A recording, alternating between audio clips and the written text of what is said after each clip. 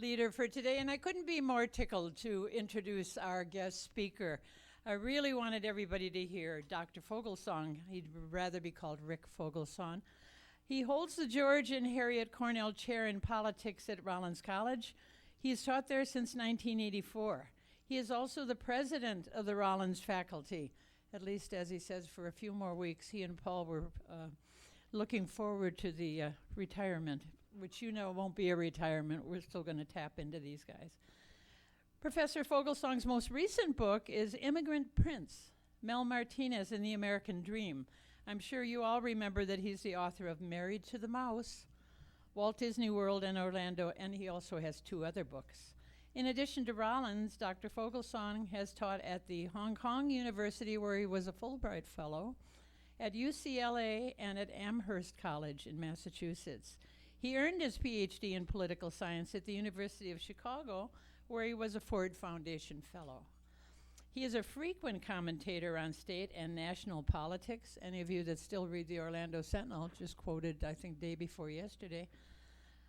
News media and he currently serves as vice chair of the Citizens Advisory Committee for MetroPlan. Bookmark that name. I think we're going to hear more about MetroPlan, the Orlando area's regional transportation planning agency. Let's give a warm welcome to Dr. Fogelsong. And be thinking of your questions. We will leave a little time for Q&A at the end. Thank you, Bobby, very much for that well-spoken introduction.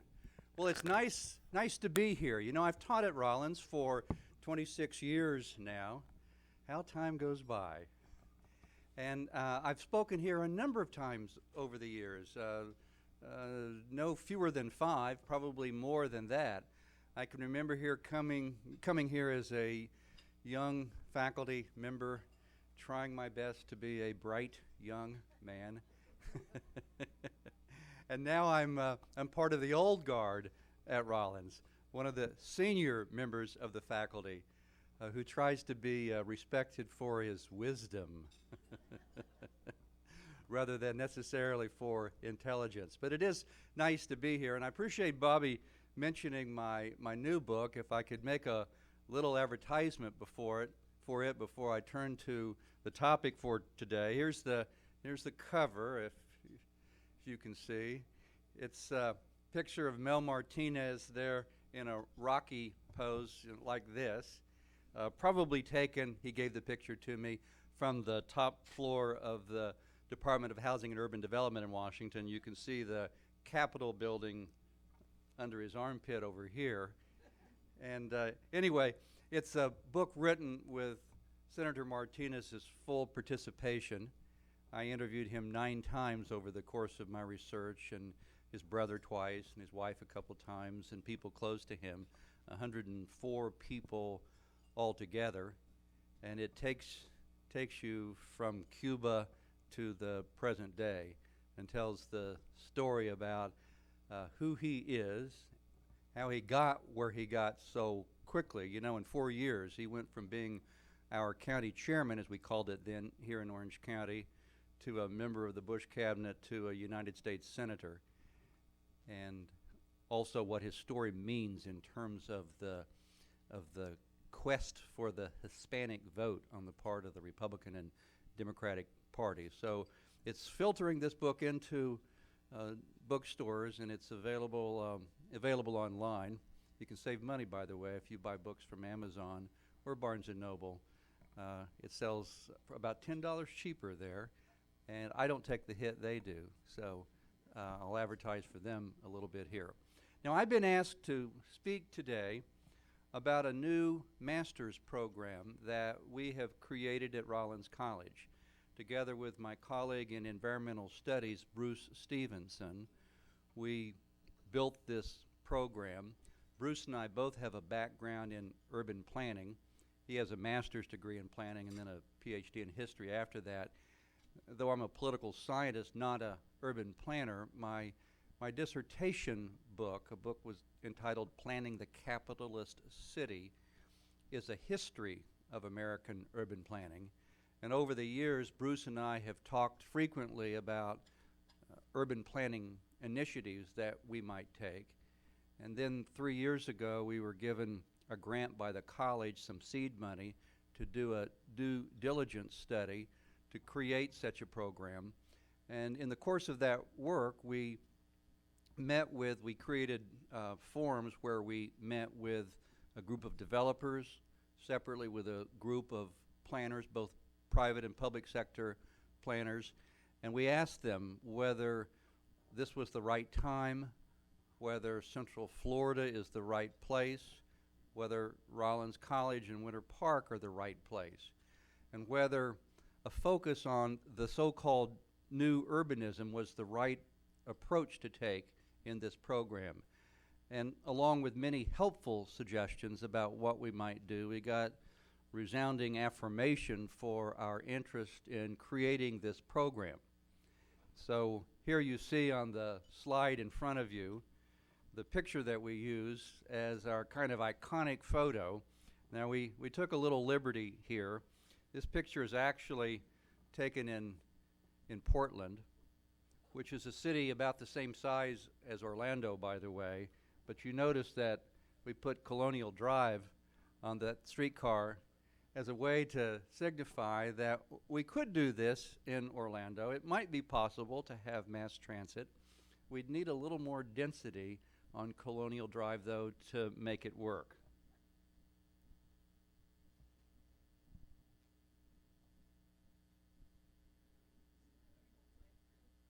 Yes, it is.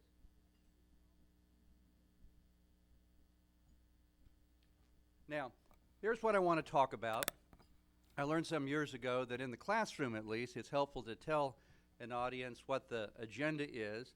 I want to tell you about the substance of this new program, why it's right for Rollins and for Winter Park, and of course I'll be interested in your response, your questions and comments at the end in that connection, and also why this is a good time for the program that I'm describing. You might say that our goal in this program is to combat sprawl. That's what sprawl looks like. You know, I tell my students the story that when I was maybe 10 years old, my parents sent me to Women's Christian Temperance Union summer camp. And I remember the woman who was in charge, and she asked us to say, boll weevil, cotton, cotton, beer, beer, rotten, rotten. And she offered a nickel, which was a lot of money then, for the kid who could make the worst face when he said beer. Now, you're supposed to make a bad face here. This is the bad. Sprawl is a bad thing here. This is how it's defined. Some people say, well, you know sprawl when you see it. Low density development, horizontal as opposed to vertical development, beyond the edge of service and employment, which separates the places where people live and work and play and educate and so forth, requiring that you get in your car in order to drive to school, in order to find a place to eat, and so forth and so on. Now this is a map done by the Sierra Club, identifying what they identified as the worst sprawled cities in the United States. And you see we're there, Orlando. Among medium-sized cities, those with a population between 500,000 and 1 million, we ranked number 1. Now, this is a reason for having the program we have here. I'm going to tell you a little bit later about why we have some really good examples of planning, examples of what to do, but we also have some bad examples, and that's a teaching opportunity as well. Here's the solution that we offer. Here's the focus of our program. Very simplified.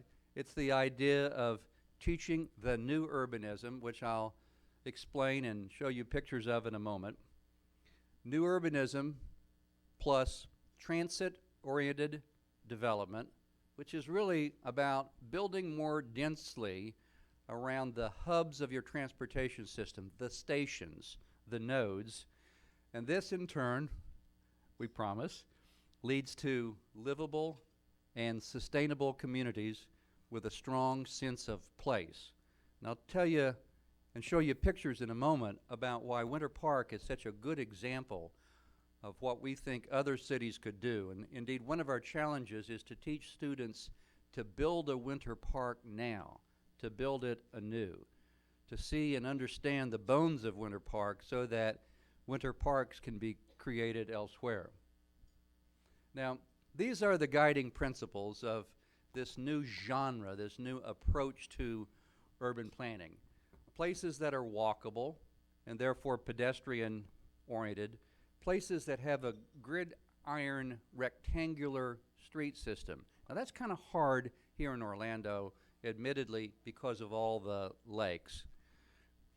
The advantage of a rectangular street system as opposed to what has become the norm of a hierarchical street system where you have fat roads that are fast and kind of a hierarchy of progressively smaller roads. In that hierarchical system, all the traffic funnels into the fat roads and soon gets bottled up and congested. And if instead you have more similar size roads, one can go from point A to point B in a number of different ways, and traffic doesn't congest in the same ways. Mixed use, so that you don't have to get in your car to drive to go eat. Mixed use meaning that professional office space, commercial, residential, and so forth, that they're mixed together.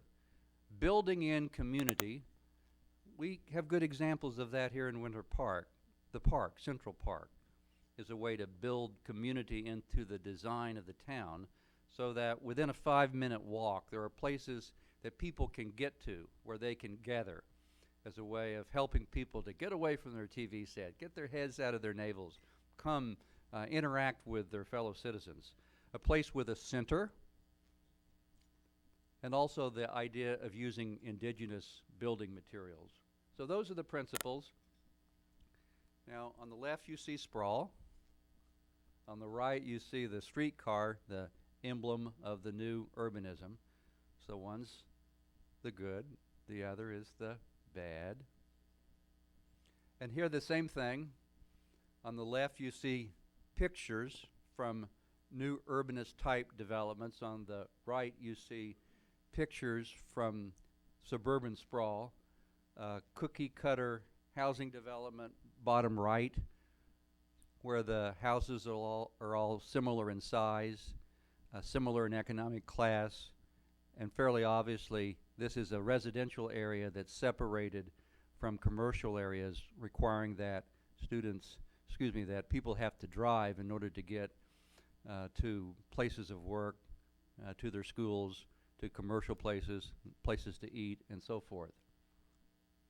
This is one of the interesting ideas that comes out of the new urbanism, and it's called the transect. And this transect is a substitute for the way in which land used to be zoned.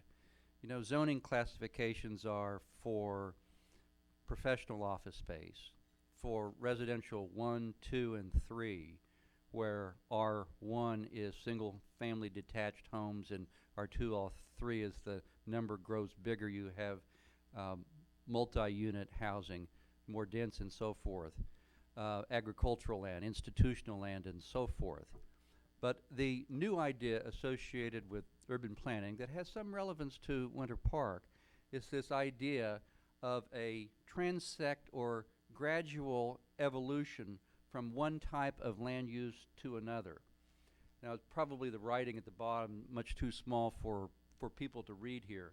But if you can look at the pictures, you get a sense of how there would be a steady progression from one type use to another. And the focus is not on use, not on whether it's residential or professional and so forth, but rather on form, on the form of the buildings as you go from less dense to more dense, allowing different type uses within each stage in that transect.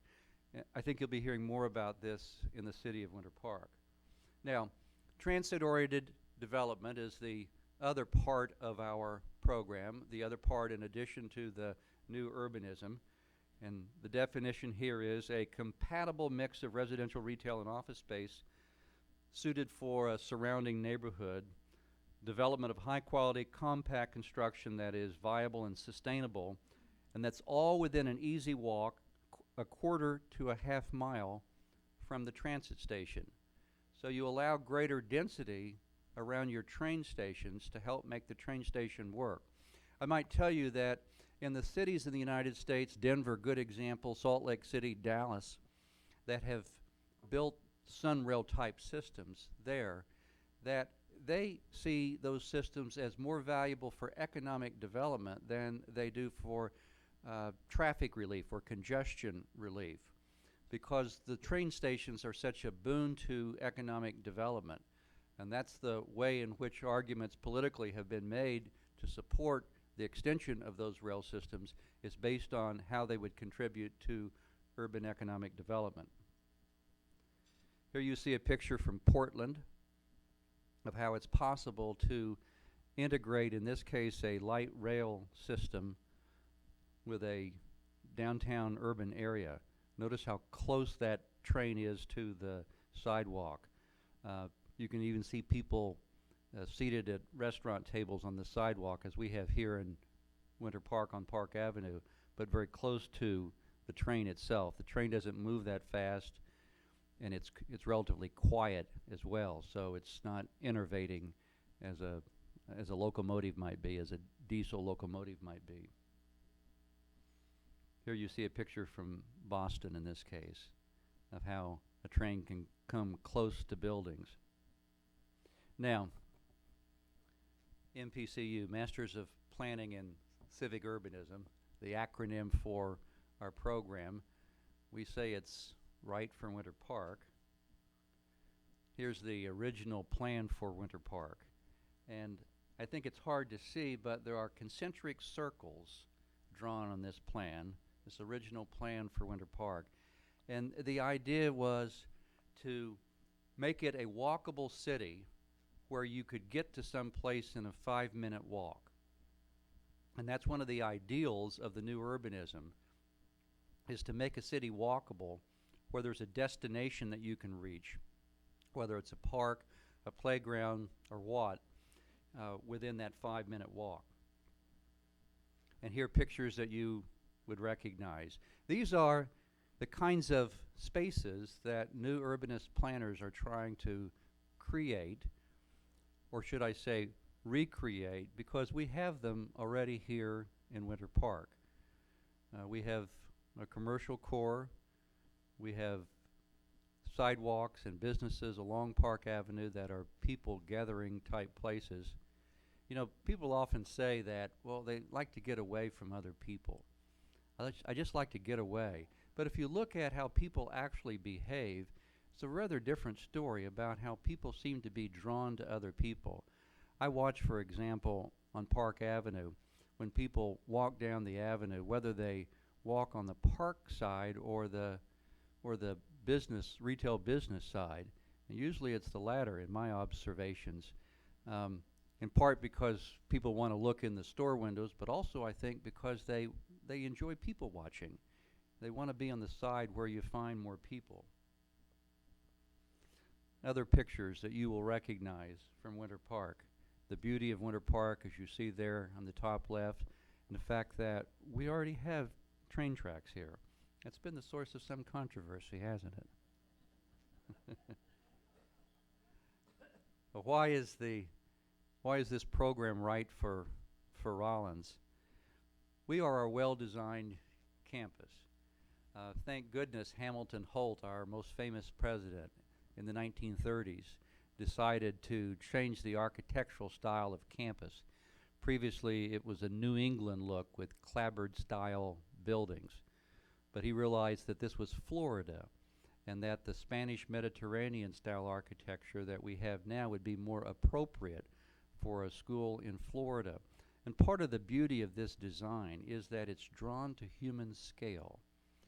The architecture is not overpowering. Arguably, it's a more democratic, that's with a small d, type of architecture because it doesn't make the individual feel small. Rather, it makes the individual feel more important because you're not overpowered by the size of the buildings. And one of the things that we're doing in our master's program is teaching students to draw and teaching them to draw our campus. Not to make them architects, it's not an architecture program, but rather to train urban planners who have an appreciation for how to create an arch like you see in these pictures so that they can communicate more effectively with the architects whose job it is to design these type buildings. We've had some very interesting discussions among the developers and planners who sit on our advisory board about how you would go about recreating a Rollins campus, what the tools are that you would use in order to be able to do that. Some disagreement among the members of our advisory board, but in any case a very fertile discussion for the benefit of our students about how you might try to create a place like this. Perhaps it would be a shopping mall someplace else. The aerial view of our campus. We don't show this view too much anymore because of the pool. Historically, we used this in our admissions and marketing efforts, but then we decided that the pools had the wrong kind of symbolism and that we wanted our students to come here for other reasons besides recreation. You know, there's an old saying in higher education that you can't get a good education in a good climate. I know as someone who went to the University of Chicago, some truth to that the weather was so inclement there, I was hardly ever seduced to go and play outside because of the weather. Rather, it made more sense for me to stay in my apartment or stay in the library and work on my dissertation. But hopefully now Stanford University and Rollins, nice to put them in the same sentence, have demonstrated that you can get a good education in a good climate. Why we think our program is right for Central Florida. We have a number of examples of new urbanist type development here in Central Florida. I assume most people in this room have driven through Baldwin Park. It's a good example of the new urbanist approach because it's in the heart of a metropolitan area. A lot of the new urbanist developments like Celebration, I'll show you pictures of it in a moment, are out at the edges. And some people say that's actually a contribution to sprawl. Well, normally there's not space to be found in the heart of a built-up metropolitan area to build these type communities, but as we know here in this room, because of the military base that was there and because it was vacated, it was possible to build a large-scale development in the heart of the metropolitan area with infrastructure, roads and whatnot already in the surrounding area.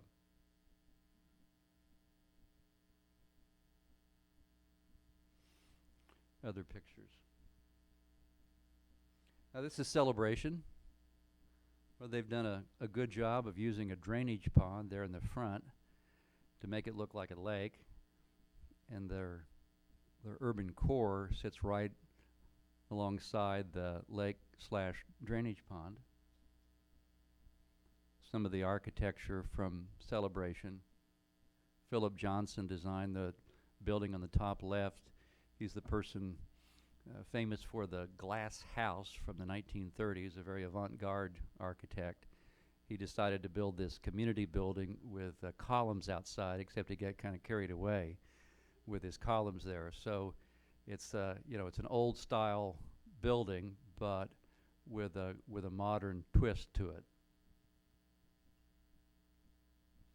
Also, Central Florida is an appropriate place for this program because of the SunRail project, which many of us hope will be funded by the governor, will occur.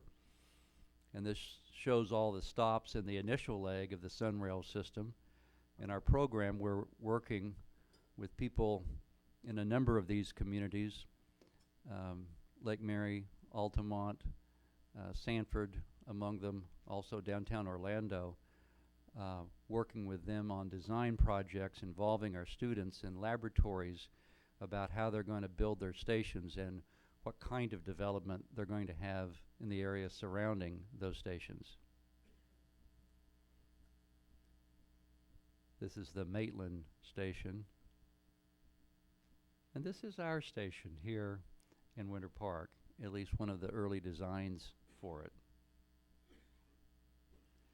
Then we come to high-speed rail. Well, the plans still exist. This is what it might have been. There was a lot of, well, we focused first on the line between Orlando and Tampa, and many said that didn't make a lot of sense because you could drive almost as fast as you could go there by train.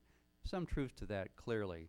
I'll tell you from studying and teaching on this topic, all the message is that you build the short segment first that you hope will be the most profitable, and then you create some momentum politically and otherwise before you build the longer stretches.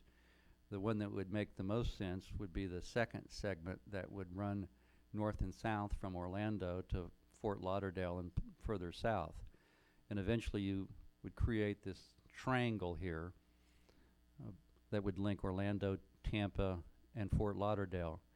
I think in the debate about high-speed rail, one argument that was overlooked is the synergy that would have been created, where these three metropolitan areas, instead of competing with one another for business investment, instead could collaborate and cooperate and create the kind of synergy that you see in the Research Triangle Park in North Carolina, to the mutual benefit of all three metropolitan areas.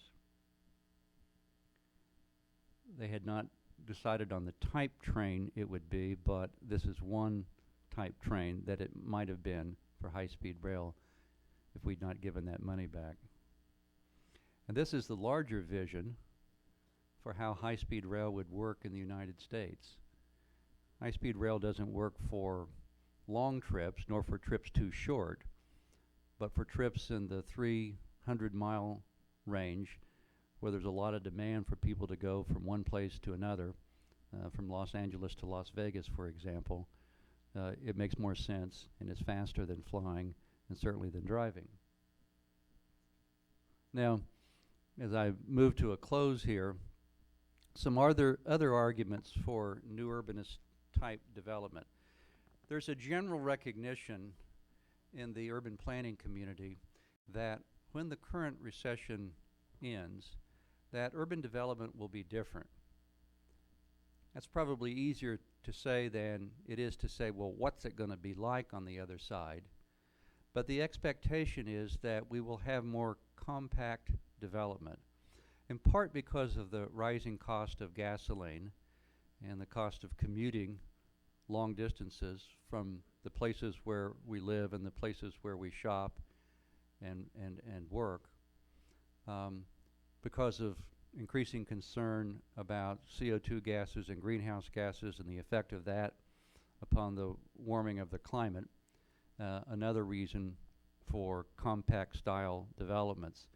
And the real center of the real estate crisis today is not in the heart of central cities, rather it's at the edges.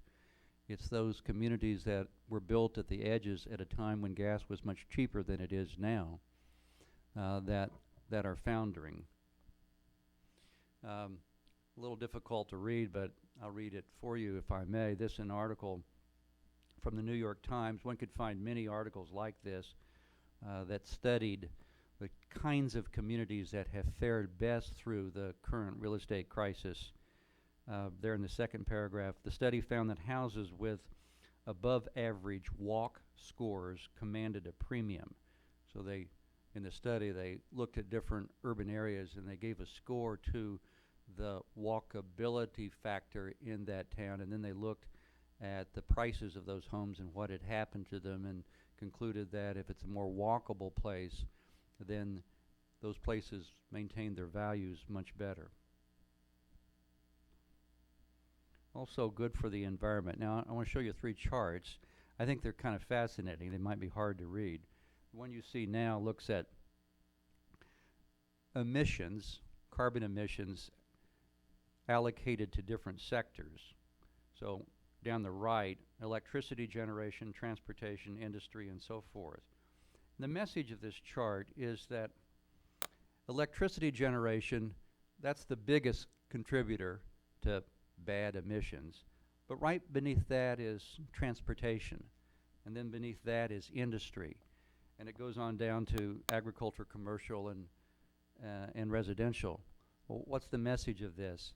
I think the message is that if we want to do something about carbon emissions, that transportation is a key component of that, the second largest contributor to carbon emissions, and that changing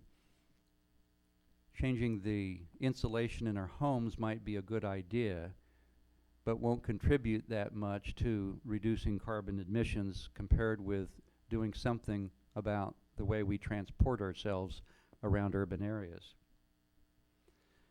On this pie chart, it looks specifically at transportation, and the different wedges in the pie relate to different types of transportation.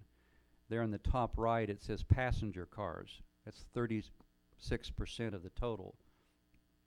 Light trucks 19, heavy trucks 16.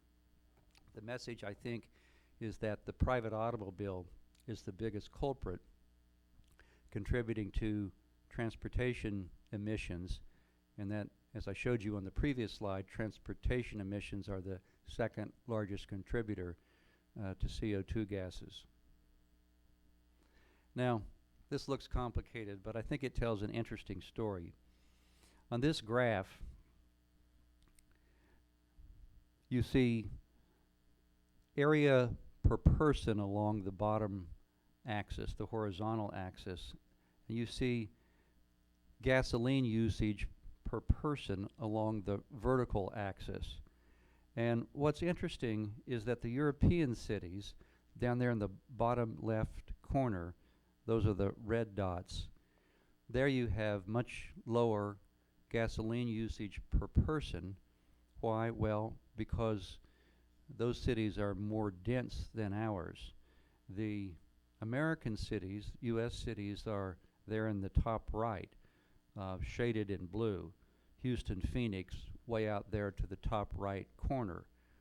In cities like that, much higher rates of gasoline usage per person corresponding with the relative density of those areas.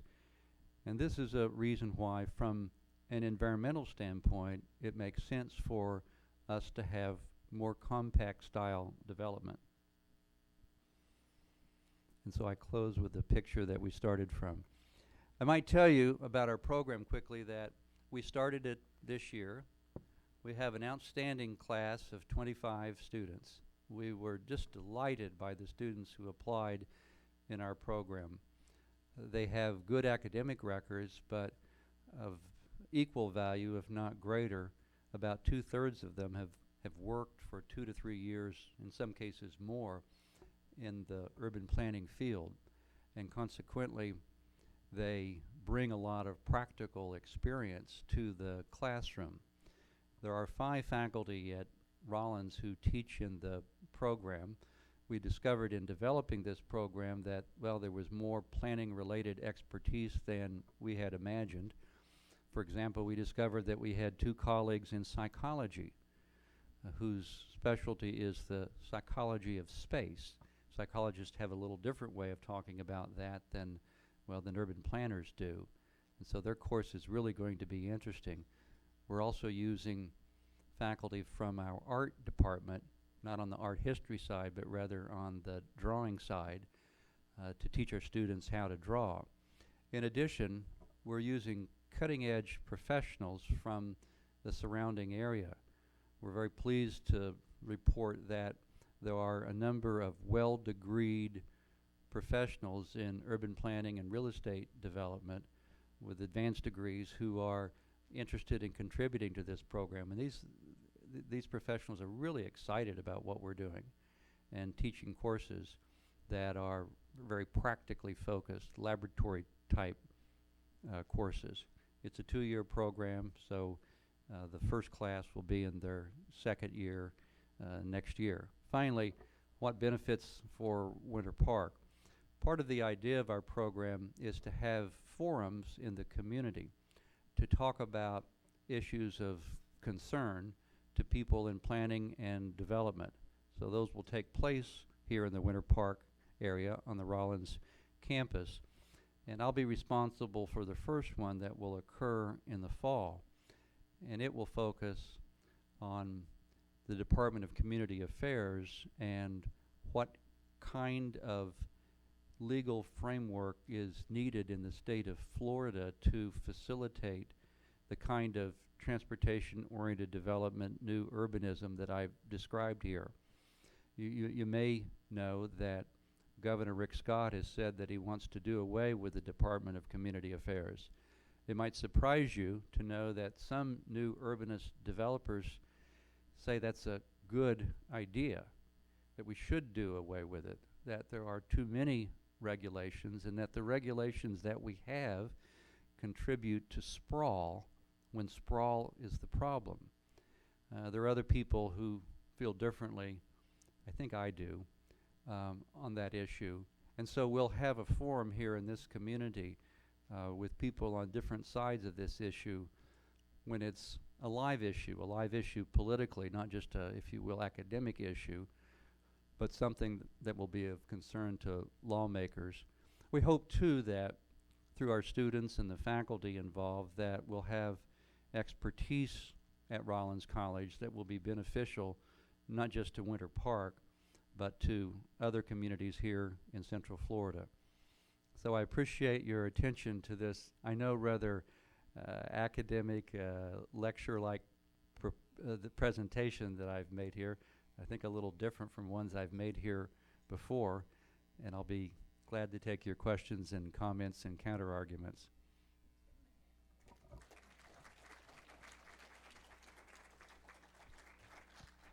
I prepared for the Q&A I got a new set of hearing aids yesterday. I have a big hearing problem, and I've been without hearing aids for almost a year. But I think I should be able to hear you. Good. Would you like a drink of water or not? Oh, thank you. Yes, I thought perhaps. Would you like your water before we start? How would you rate a celebration in Baldwin Park in regards to effectiveness with planning, etc.? I think they're a good start. I would not say that they're the cat's meow. That's probably the wrong metaphor. David Pace is the principal developer of Baldwin Park and was also the head of one of the construction companies that built structures in Celebration. And he made an interesting comment at a talk he gave at Rollins for our planning program, where he said that every new urbanist development has contributed to the evolution of the techniques and the principles to be followed in creating a good community, which is to say that he admitted that they didn't quite get it right. And he's an interesting person. Some of you may know him. He's an accountant by training, and he's not some I don't know, wild-eyed radical who wants to transform the way we live. He wants to make money, and so he's concerned about how you can do both. There's something important I should say here, something that might have been misleading from my presentation. I showed you pictures of Celebration in Baldwin Park. The new thing in new urbanist planning is infill development. There aren't so many spaces like Baldwin Park, and that's just too gargantuan to do. And well, banks these days leery of investing in huge projects like that. One of the side effects of sprawl is leapfrogging development, where development jumped over areas that represent development opportunities. And so if you want more compact development, the idea is to go to those spaces and do so-called infill development involving new urbanist principles. I have to say that I like sprawl. That's your basic premise, and I don't accept your gasoline thing either. Those are your two basic premises upon which everything you rely upon. As far as I've been in a lot of communities here, including Baldwin Park, of course, and we have the other one, Avalon Yeah. Park, which is even more extreme. And you're jamming the people into smaller and smaller spaces. Whereas when you get sprawl, you get, I'm talking about satellite cities that go up. We have the one planned called Destiny down in the south that I hope goes through. And Farmington, I think, is going to go through, where they're well We're planned. involved in that project, Farmington. Or are you? They're well, Farmington isn't planned yet, but some of these cities can start from the beginning, have facilities there where you don't have to drive, and they don't detract. Farmington is, as you know, since you're helping plan it, is going to have a lot of environmental exceptions to where they can plan, where they can build, and I think towns like Farmington and Destiny and some of the other ones, if they go up, that'll save people from driving into Orlando, where we're having trouble with our performing arts center, whereas we have other buildings that could handle a performing arts that perhaps better than the central city. Maybe a gentleman sitting in front of me will disagree, but would you care to comment if it isn't too big a subject? Well, just to comment, we may just disagree, though. You know, I wasn't fully persuaded by my experience at WC2U camp either. And I do like beer. And so just labeling it bad, I know, is not enough to convince someone. Our disagreement may not be as strong, though, as you implied, because the new urbanist vision of the future would be one in which there are satellite cities, like the ones that you named, but they're connected by rail rather than by car. And so in that way, people can get away from dense Orlando. You know, they can be in Horizon and so forth, but there's a rail connection there so that they don't have to rely exclusively upon the private automobile. Your effort at Rollins, of course, is, I think, an excellent one because it's very much needed. However, I think you are in the position of the hare and the mole, and before you come up with concepts and have talked to people and went through a democratic process, the sprawl has gone up on and on and on until the point it's not maintainable. Wouldn't it be a possible course of action to just extrapolate what would happen under certain assumptions? One of them, extended sprawl. Secondly, just assume in 10 years' time a doubling or tripling of the fuel price which you have to pay at the pump. And this would actually drastically show up that the present way of building, at least in Florida, is not maintainable, considering the cost of installing anything which is away from central supply centers. Not only power lines, it's sewer lines, water lines, everything, and maintenance of it. The cost is so much higher. So once you have made the significant case, you cannot continue. Your efforts might fall short to effect a change. Well, you're right to point to the price of gasoline.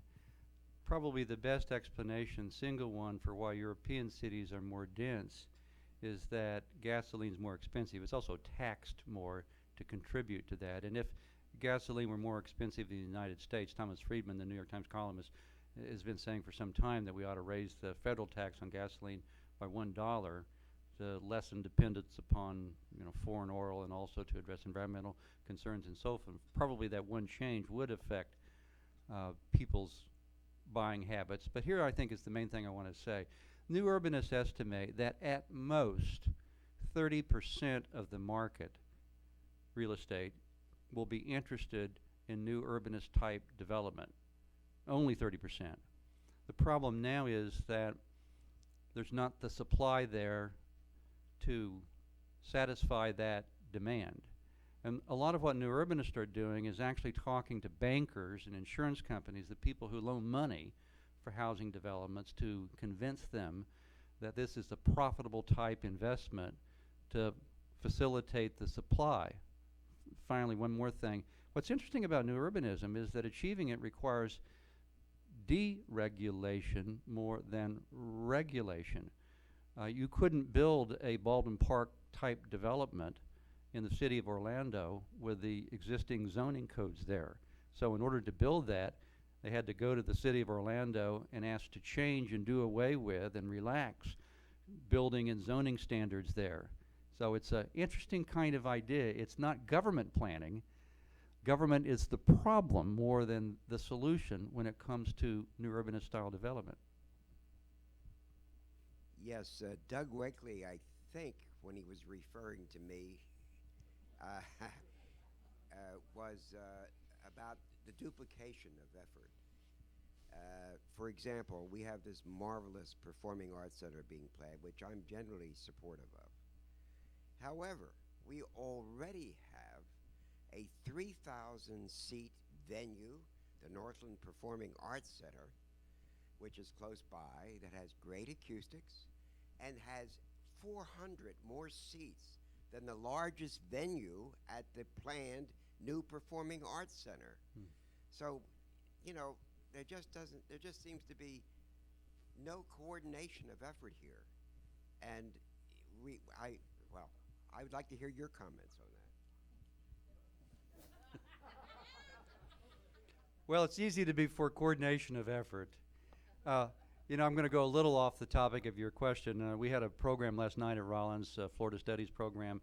Gary Mormino, I think the leading historian in Florida, was there, and we were talking about cities and urban development. And one of the arguments for what cities need to do now comes from a guy named Richard Florida, a guy named after a state, if you will, who's famous for the concept of the creative class. Now, what you need to do to attract business investment is to have a creative class of people who are young and have tattoos and things like that. I mean, he really does say that. But anyway, Gary Mormino was saying, what we overlook in Florida, this is very appropriate to say in this room, is our creative seniors.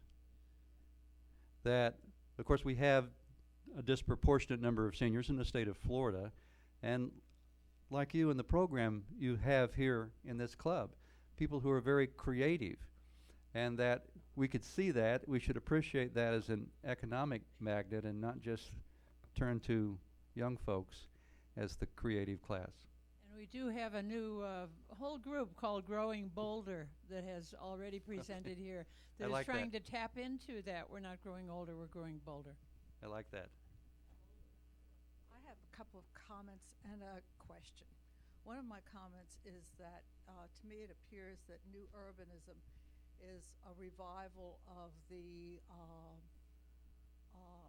urban villager concept that was prevalent when I was in planning, was working in getting my planning degree in the 70s. So it's not really a new concept. It's a revival of an old concept. Also, what has happened, as I've seen with most of the new urbanist developments, and to some extent Winter Park, is that it tends to breed an elitism, that it is becomes economically segregated. And I think it is because I've for years been on the Winter Park Housing Authority Board. And we have the only affordable housing in Winter Park. We've lost in Winter Park probably close to 2,000 multifamily units. And under the current density, parking requirements, and belief that nothing can be built over 3 stories, it is impossible to build multifamily rental development within Winter Park, let alone anything that is economically integrated. You saw Ondestwani Seaside, which was supposed to be a worker community, also become just purely upper class, and price points very high.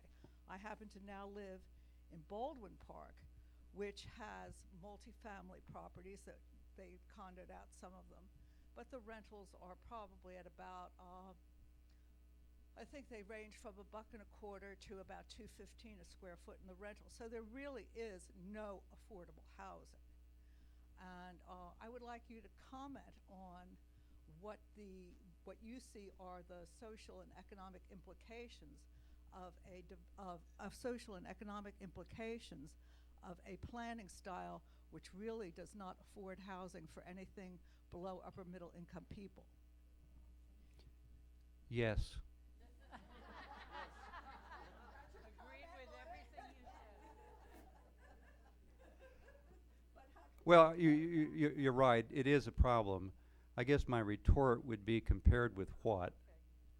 There is economic segregation in Baldwin Park and other new urbanist developments, but compared with what?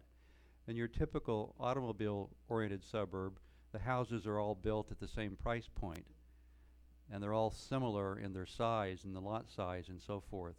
What's interesting about Baldwin Park is that on New Broad Street, the entrance, you have the million-dollar mansions, but you can see from the front porch of those mansions multifamily housing.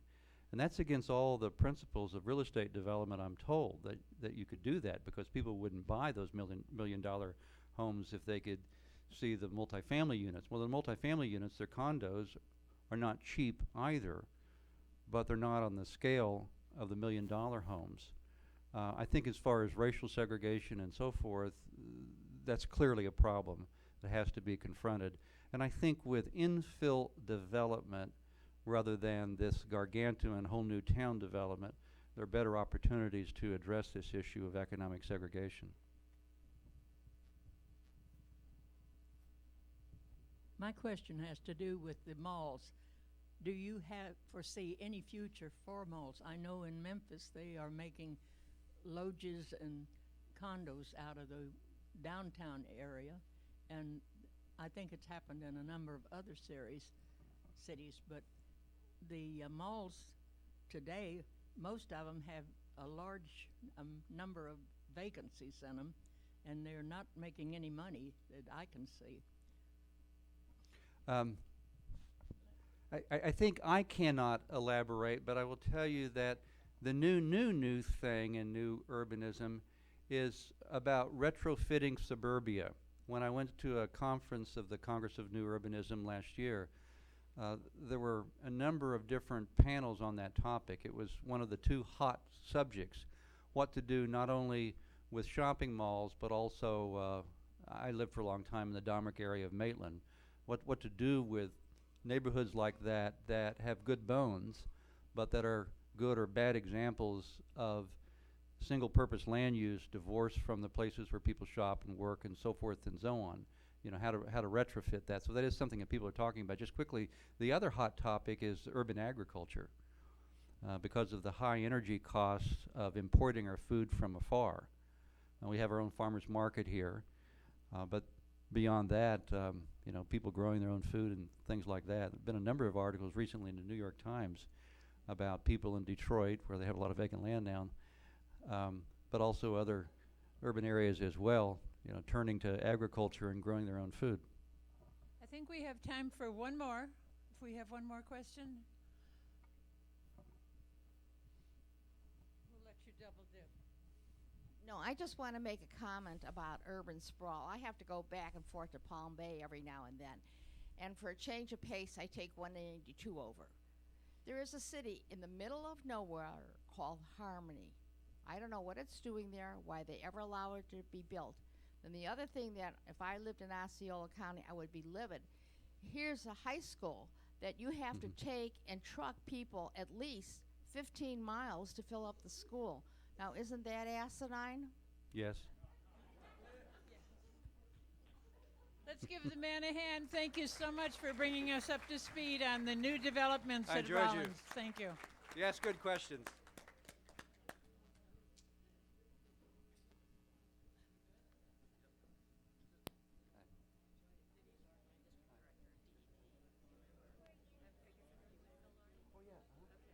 involved